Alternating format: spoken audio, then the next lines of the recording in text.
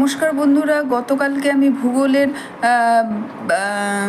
জলপ্রপাত সম্বন্ধে আলোচনা করেছিলাম। আজকে আমি সঞ্চয়জাত ভূমিরূপ সম্পর্কে আলোচনা করব, যেটা নাকি নদী প্রবাহকালে হয়ে থাকে। এবার পার্বত্য অঞ্চলে তো বিভিন্ন রকমের ভূমিরূপ হয়, তো সেখানে আছে পল্লল শাখা বা পলিশঙ্কু। এবার এটা কিন্তু নদীর সঞ্চয় কার্যের ফলে কিন্তু এইসব ভূমিরূপের সৃষ্টি হয়। এবার দেখো, পল্লল শাখা বা পলিশঙ্কু পার্বত্য অঞ্চলে সমভূমিতে পার্বত্য অঞ্চল থেকে যখন সমভূমিতে নামার সময় নদীপথের ঢাল কি হয়, কমে যায়, ফলে জলস্রোতের তীব্রতা হ্রাস পায়। এটা তো ঠিক কথাই। আচ্ছা, তাই নদী তার আগের মতো ক্ষয়কার্য বা বহন কার্য চালাতে পারে না।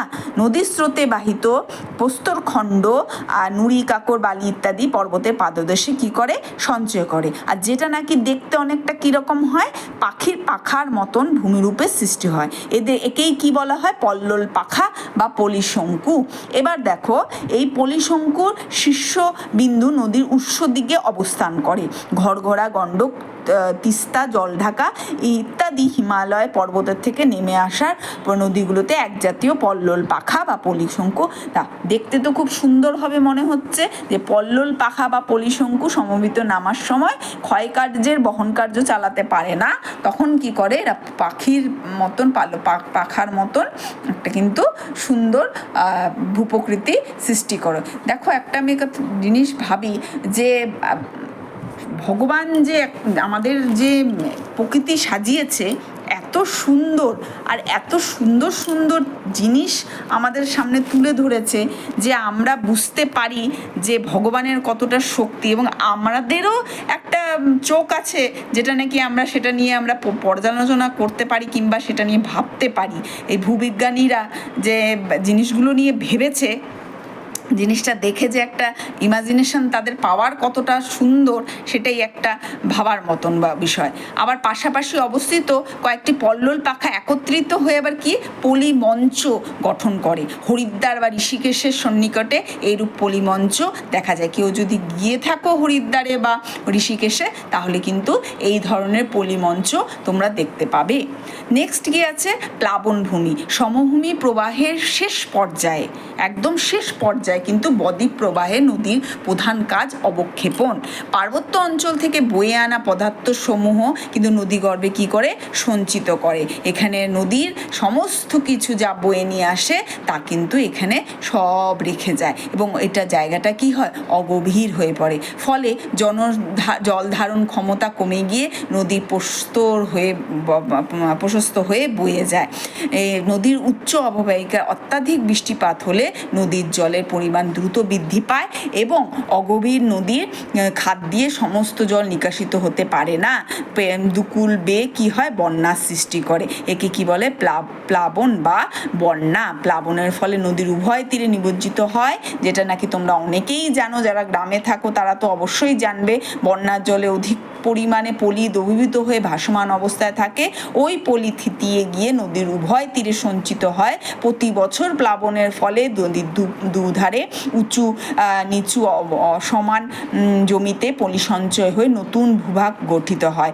বন্যা বা প্লাবনের ফলে এইরূপ যে গঠিত নদী ভূমিকে বন্যা গঠিত সমভূমি বা প্লাবনভূমি হয় বলে। এবার নদী, গঙ্গা নদী, নীল নদী, মিসিসিপি, ইয়াংসি কিয়াং ইত্যাদি নদীর নিম্ন অববাহিকা এরকম প্লাবনভূমি গড়ে উঠেছে। এই দেখো, এখানে ছবি আছে প্লাবনভূমি। এখানে দেখো, এই যে নদী বইছে, সমুদ্রের সাথে মিলেছে।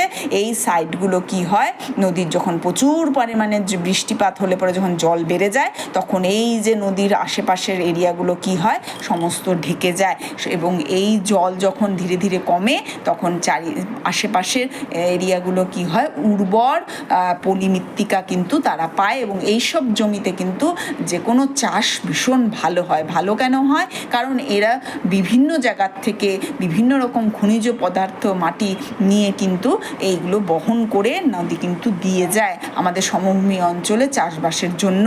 কিন্তু এটাও ঠিক যে প্লাবন হলে পরে বা বন্যা হলে পরে বা বর্ষার সময় তখন অনেক ক্ষয়ক্ষতি হয়। সেটাও ঠিক। আবার যখন যেমন ক্ষয়ক্ষতি করে প্রকৃতি আমাদের কিন্তু ভূমি মা আমাদের কিন্তু আবার ভরে দিয়ে যায়। স্বাভাবিক বাঁধ, নেক্সট পয়েন্ট, প্রতি বছর প্লাবনের ফলে নতুন নতুন পলির স্তর সঞ্চিত হয়। এটা তো এই একটু আগেই দেখলাম যে দুকুল ছাপিয়ে বন্যা হওয়ার পরে যে প্লাবনের ভাবটা আসলো, এর ফলে প্লাবনভূমি ক্রমশ কী হয়, উঁচু হতে থাকে, দুপাশে নিম্নভূমি। এই দেখো এখানে ছবিটা দেখো, এখানে কি হয়, এই যে নদীটা বয়ে বেড়াচ্ছে মাঝখান দিয়ে, তার দুপাশে প্রচুর পরিমাণে তোমার প্লাবনভূমি বা যে পলি সঞ্চিত হয়ে আছে, এবং এই পলিগুলো কি হয়, তারপর কি হয়, স্বাভাবিক বাঁধ সৃষ্টি করে বা এই উঁচু হয়ে জায়গাটাকে কি করে, উঁচু করে দেয়। এই জায়গাটা ছবিটাতে দেখলেও তোমরা দেখবে যে এই জিনিসগুলো কিন্তু উঁচু হয়েছে, নদীর যে ঢালটা সেটার থেকে কিন্তু এই স্থানগুলো একটু উঁচু, তখন আমরা বলতে পারি এটা হচ্ছে স্বাভাবিক বাঁধ। মানে ন্যাচারালি যে প্রকৃতি আবার যে আইডেন্টিফাই করে দেয় যে নদী তোমার এতটা দূর আসার কোনো দরকার নেই, তুমি এই সীমিত জায়গা দিয়েই তুমি যাও। এই কারণে কি করে, দুপাশ দিয়ে উঁচু খাড়ার ঢাল হিসাবে স্বাভাবিক বাঁধ সৃষ্টি করে। দেখো এই বাঁধগুলো আবার 1.5 থেকে 2 কিলোমিটার চওড়াও হয়ে থাকে, আবার 2 থেকে 3 মিটার পর্যন্ত কিন্তু কি হয়, উঁচুও হয়ে থাকে। স্বাভাবিক বাঁধ গড়ে উঠলে নদীর পার্শ্ববর্তী অঞ্চলে কি হয়, বৃষ্টির জল ঠিকমতো নিকাশিত হতে পারে না। কোনো কোনো স্থানে স্বাভাবিক বাঁধের পশ্চাৎ জলাভূমি গড়ে ওঠে। ভাগীরথী নদীর পশ্চিম পাড়ে এইরূপ স্বাভাবিক বাঁধ ও পশ্চাৎ জলাভূমিও দেখা যায়। মানে নদীর সাইডেও আবার ছোট ছোট জলাভূমি সৃষ্টি হয় এই বাঁধের কারণে। বাঁধটা তো বাঁধ মানুষই দেয়, মানুষের নিজের প্রয়োজনে যাতে নদীর জল অযথা না আসে, তো কিন্তু এই বাঁধটা কিন্তু মানে প্রকৃতি সৃষ্টি করে। আর জল যখন বর্ষার দিনে বেশি জল এসে পড়লে ওই বাঁধের ওপারে কি হয়, জলাভূমি সৃষ্টি হয়, পশ্চাৎ জলাভূমি সৃষ্টি হয়। আচ্ছা, নেক্সট কি আছে, নদীর বাঁক। নদীর প্রবাহের বাঁকের অংশকে বলা হয় নদীর বাঁক বা মিয়ান্ডার। এই বাঁকগুলো কি হয়, নদী পথের ঢাল কমে যাওয়ার ফলে জলের স্রোতের তীব্রতা হ্রাস পায়, এবং তাই নদীর এখানে পার্বত্য অঞ্চলের মতন ক্ষয়কার্য চালায়, মানে ভি আকৃতি আর হয় না, এটা এস আকৃতি গঠন করে। নদীর গতিপথে কঠিন শিলাস্তর অবস্থান করলে নদী তাকে অতিক্রম করতে না পেরে কঠিন শিলাস্তর কেটে এগিয়ে আঁকাবাঁকা পথে অগ্রসর হয়। এই কারণে সমভূমি অঞ্চলে নদীগুলোকে আঁকাবাঁকা পথে বা উইন্ডারিং কোর্সের মধ্যে যেতে দেখা যায়। যদি চুলের কাটার মতন বেঁকে প্রবাহিত হয় তাহলে সে তাকে কি বলে, মিয়েন্ডার বলা হয়। তুষ্করের বাঁকবহুল নদী মিয়েন্ডার থেকে মিয়েন্ডার শব্দটি এসেছে, এবং বদ্বীপ প্রবাহেও নিম্নগতিতে কি হয়, নদীগুলি আঁকাবাঁকা পথে প্রবাহিত হয়। বানারসির কাছে গঙ্গা নদীর ওপরে একটি দর্শনীয় মিয়ান্ডার আছে। কেউ যদি বেনারসে যাও তবে কিন্তু এই জিনিসগুলো মনে রেখে দেখবে, নিজের চোখে দেখলে পরে জিনিসগুলো কিন্তু বেশি আরও মনে থাকে। এখন দেখো তোমরা পড়াশোনা করছো, পড়াশোনার সময় শুধু যে প্রয়োজন হবে তা নয়, এটা কিন্তু কম্পিটিটিভ এক্সামে এই ছোটো ছোটো জিনিসগুলোর থেকে অনেক কোশ্চেন আসে। এই যে ডিটেলসভাবে পড়ানোর এটাই একটা মূল উদ্দেশ্য। তারপরে দেখো কি আছে, এছাড়া পশ্চিমবঙ্গের মুর্শিদাবাদে এবং নদিয়া জেলার ভাগীরথী নদীতে কয়েকটি কি হয়, মিয়েন্ডার লক্ষ্য করা যায়। আবার মিয়েন্ডারের অংশে নদীর জল ঘুরতে ঘুরতে প্রবাহিত হয় বলে একে কুণ্ডলী প্রবাহও কিন্তু বলে। মিয়েন্ডারের অংশে নদীর জলের কর্কের ভিতর দিয়ে ককস্ক্রু ঢোকার মতন ঘুরতে ঘুরতে প্রবাহিত হয়, তাই এই রূপকে কি বলে, কুণ্ডলী প্রবাহ। তাহলে মনে রাখবে এই জায়গাটাতে কুণ্ডলী প্রবাহ কি, মিয়েন্ডার অংশে নদীর জল ঘুরতে ঘুরতে প্রবাহিত হয় বলে তাকে কি বলা হয়, কুণ্ডলী প্রবাহ। তারপরে কি আছে, অশ্বক্ষুরাকৃতি হ্রদ। এটা খুবই ফেমাস, অশ্বের খুরের মতন হয় বলে এই যে অংশটা দেখো তোমরা, এই যে চিত্রতে আছে এই যে অংশটা দেখো, এটা দেখতে অনেকটা অশ্বের খুরের মতন, মানে ঘোড়ার পায়ের নিচে ঘোড়া যখন দৌড়ায়, হ্যাঁ আগেকার দিনে বেশি ব্যবহৃত হতো কারণ তখন যুদ্ধ বিগ্রহে ঘোড়া ভীষণই প্রয়োজনীয় ছিল। এখনকার ট্রেন ঘোড়াগুলোতে হয়তো থাকে, কিন্তু স্বাভাবিকভাবে বনাঞ্চলে বা এমনি জায়গায় যে ঘোড়া থাকে তার পায়ে কিন্তু এটা থাকে না। এটা একমাত্র যুদ্ধ বিগ্রহে গেলে ঘোড়া যাতে তাড়াতাড়ি ছুটতে পারে, পায়ে যাতে ছালা না পড়ে যায়, তার জন্য এটা লাগানো হতো ঘোড়ার পায়ে অশ্বক্ষুর। এবার এই জিনিসটা থাকতো লোহার। এবার নদী যখন আঁকাবাঁকা পথে চলতে থাকে তখন এই বাঁকগুলো যখন বেশি হয়, বাঁকের যে পরিমাণ যদি বেশি হয় সমতল ভূমিতে, যখন নদীর মানে চলার ক্ষমতা কমে যায় তখন কি হয়, এই আঁকাবাঁকা পথে চলতে গিয়ে জলপ্রবাহ বাধাপ্রাপ্ত হয়ে বলে নদীর অবতল পাহাড়টিকে ক্ষয় করে, আর ক্ষয়জাত পদার্থসমূহ উতল পায়ে জমা হতে থাকে। এই দেখো, এই যে ক্ষয় করছে এদিকটাতে, আর এদিকে কী হয়, পলিগুলো জমা হতে থাকবে। এই দেখো, এইভাবে চলতে চলতে যখন এই যে দেখো পাশে কি হয়, এগুলো জমা হতে থাকে। এই যে জমার পরিমাণ কি হচ্ছে, এদিক দিয়ে কিন্তু বাড়ছে। এবার বাড়তে বাড়তে যখন দেখো এই জায়গাটা আবার এই জায়গাটা বেশি জমে গেছে, নদীটা তখন কিন্তু আবার স্লাইটলি সোজা হয়ে আরেক দিকে চলে গেল। এইবার জমা হতে হতে জানি এই অংশটাতে কি জল একটু ছেড়ে চলে যায় নদী। এইবার কি হয়, পরস্পরের থেকে ছেড়ে দিয়ে যে নদীটা আবার কি করে, সমান্তরালভাবে চলতে শুরু করে। এবার এই নদীর বাঁকের মাঝখানে অবস্থিত সরু একফালি ভূমিকে বলা হয় বাকগ্রীবা। এই জায়গাটা হচ্ছে বাকগ্রীবা। হ্যাঁ, অবশেষে এই বাকগ্রীবা সম্পূর্ণ ক্ষয়প্রাপ্ত হয়ে এবং নদী সেখানে বাঁকযুক্ত গতিপথের ত্যাগ করে, এই যে বাঁকটা যে হয়েছে বিশাল বড় একটা বাঁক, এই বাঁকটাকে ত্যাগ করে দেবে, মানে ছেড়ে দেবে, ছেড়ে দিয়ে আবার সোজা পথে চলতে শুরু করবে। এই বাকগ্রীবাকে ছেড়ে দিয়ে যখন সে আবার সোজাভাবে সৃষ্টি করলো, এই যে ছেড়ে যাওয়া অংশটা কি হবে, এই যে হ্রদ গঠিত হবে। এই হ্রদটা যে গঠিত হলো, এটা দেখতে অনেকটা ঘোড়ার নালের মতন, খুরের মতন। এইকে বলা হয় অশ্বক্ষুরাকৃতি। ইংরাজিতে এইটাই আবার মঠ হ্রদ, মঠ MORT, মঠ হ্রদ বলা হয়, বা অক্সবোর লেক বা গোখুরাকৃতি হ্রদ নামেও কিন্তু পরিচিত। তাহলে অশ্বক্ষুরাকৃতি হ্রদের আরও দুটো নাম হচ্ছে মঠ হ্রদ আর অক্সবো, মানে হচ্ছে গোখুরাকৃতি হ্রদ নামে পরিচিত। ইয়াংসি কিয়াং নদীর বদ্বীপের প্রবাহে এ জাতীয় হ্রদ কিন্তু দেখা গেছে। পশ্চিমবঙ্গের মুর্শিদাবাদ জেলায় ভাগীরথী নদীর দুপাশে কিন্তু এরূপ হ্রদ দেখা দেয়। যারা মুর্শিদাবাদের থেকে দেখবে তারা কিন্তু এই জিনিসটা অবশ্যই জানবে বা দেখবে। বালুচর, বদ্বীপ প্রবাহে জলস্রোতের তীব্রতা কি হয়, হ্রাস পায়, তবে বস্তুর ভার পরিমাণ কিন্তু বেড়ে যায়। তাই বালি, পলি, কাদা ইত্যাদি নদী যা কিছু বয়ে নিয়ে আসে বা ঘোরার সময় স্রোতের বিপরীত তীর বরাবর কিন্তু সঞ্চিত করে। এটাকে কি বালুচর কিন্তু তারা সৃষ্টি হয়।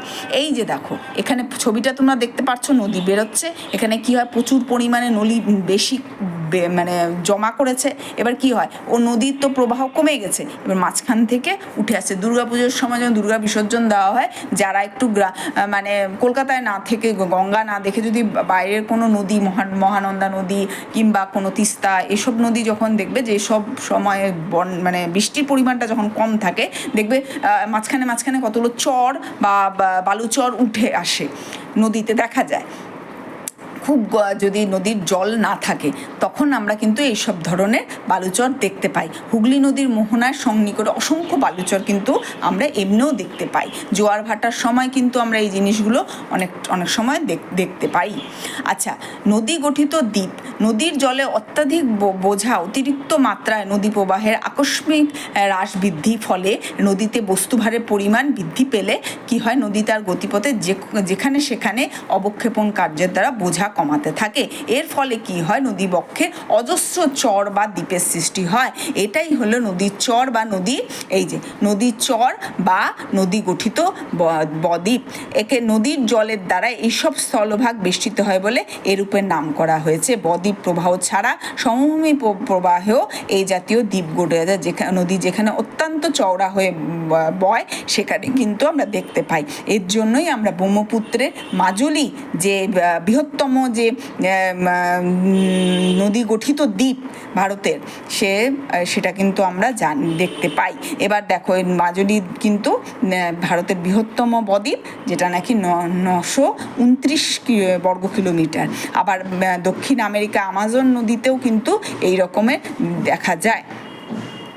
আর তার শাখা পারা নদীর বেষ্টিত ইলোহা দা মারাজো, এইটা কিন্তু আমরা দেখতে পাই। এবং এটা আবার আরও বড়, এটা হচ্ছে 48,000 বর্গ কিলোমিটার। হুগলি নদীতে অনেকগুলো মগ্ন চড়া আছে, তাই পাইলট জাহাজের সাহায্যে হুগলি নদীতে জাহাজ চলাচল করতে অসুবিধা হয়। এবার দেখো আরেকটা জিনিস, হুগলি নদীর ওপর নয়াচর বা মিনদ্বীপ এরকমই একটি নদী গঠিত দ্বীপ। আর বদ্বীপ কি? মোহনার সঙ্গে যেখানে নদী এসে মিলিত হয় সাগরের সাথে, সেখানে আকৃতির বা ডেল্টা, গ্রিক বর্ণ ডেল্টার মতন আকৃতি ভূভাগের সৃষ্টি হয়। নদী সৃষ্টির প্রবাহের আগে আমি বলেছিলাম যে নদী যখন সমুদ্রের সাথে মিলিত হয় তখন কিন্তু এক লাইনে মিলিত হয় না, বিভিন্ন লাইনে ও কিন্তু রাস্তা খুঁজে খুঁজে সমুদ্রে পতিত হয়। তুমি ঘরোয়া এই পরীক্ষাটা করে দেখতে পারবে যে জল যদি এক জায়গায় আমরা ফেলি, জলটা কিন্তু সোজা রাস্তায় একদম স্ট্রেট লাইনে যাবে না, আঁকা বাঁকা পথে এবং বিভিন্ন লাইন দিয়ে কিন্তু সেটা যে দিকটা ঢাল কম সেদিকে কিন্তু যেতে চেষ্টা করবে। তো যখন নদী উচ্চ স্থান থেকে সমতল ভূমি হয়ে তার সমস্ত কার্য শেষ করে যখন সে সমুদ্রে মিশে, তখন কিন্তু তার ওই মোহনায় গিয়ে বদ্বীপ সৃষ্টি করে। গঙ্গা ব্রহ্মপুত্র নদীর সম্মিলিত বদ্বীপ পৃথিবীর মধ্যে বৃহত্তম বদ্বীপ। এর আয়তন প্রায় ৭৫,০০০ বর্গ কিলোমিটার। নদী মিষ্টি জলপ্রবাহের দ্বারা পরিবাহিত বস্তুর ভার সমুদ্রের লবণাক্ত জলের সংস্পর্শে সহজেই জোটবদ্ধ হয়ে ভূমি গঠন কার্য ত্বরান্বিত করে। এছাড়া বদ্বীপ গঠনের জন্য নদীর মোহনায় অবক্ষেপণের হার সমুদ্র স্রোতের অপসারণের ক্ষমতার চেয়ে বেশি হওয়া আবশ্যক। এই কারণে নদী গঙ্গা নদী আর ব্রহ্মপুত্র নদীর যে প্রচুর পরিমাণে অবক্ষয় নিয়ে আসে এবং ধারণ করে যেটা নাকি ফেলে সমুদ্র গর্ভে, সেটার পরিমাণ অতিরিক্ত হলেই তখনই কিন্তু এই যে বঙ্গোপসাগরে এই ধরনের ভূ আকৃতির সৃষ্টি হয়। এখানে দেখো ছবিতে আমরা দেখতে পাচ্ছি যে এই যে পার্বত্য ভূমি থেকে আর নদী আঁকা বাঁকা পথে আস্তে আস্তে সমতল ভূমি দিয়ে যখন সমুদ্রের মধ্যে আসতে সৃষ্টি করে, তখন কিন্তু এই বদ্বীপের বিভিন্ন পলিস্তর, ঊর্ধ্বদেশীয় পলিস্তর, পুরোদেশীয় পলিস্তর, নিম্নভাগের পলিস্তর যদি প্রচুর পরিমাণে থাকে, তখন কিন্তু আমরা এই ধরনের নেক্সট দিন আমি বদ্বীপের প্রকারভেদ এবং বদ্বীপের অবস্থাটা আমি সুন্দর করে আলোচনা করব, তখন আরও ডিটেলসভাবে বলবো। আজকের জন্য এতটুকুনি থাকুক, ধন্যবাদ।